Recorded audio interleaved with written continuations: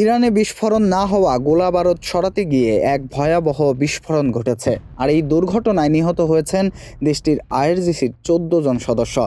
ঘটনাটি ঘটে ইরানের উত্তর পশ্চিমাঞ্চলীয় জানজান প্রদেশে। এই ঘটনায় আরও 2 জন গুরুতর আহত হয়েছেন বলে জানিয়েছে ইরানের রাষ্ট্রীয় সংবাদ সংস্থা ফার্স নিউজ।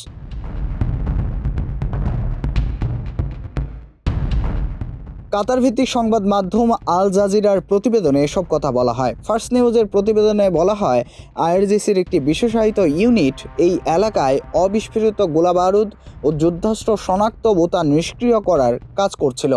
উদ্ধার অভিযান চলাকালে দুর্ঘটনাবশত একটি শক্তিশালী বিস্ফোরকের বিস্ফোরণ ঘটলে ঘটনাস্থলেই 14 জন প্রাণ হারান।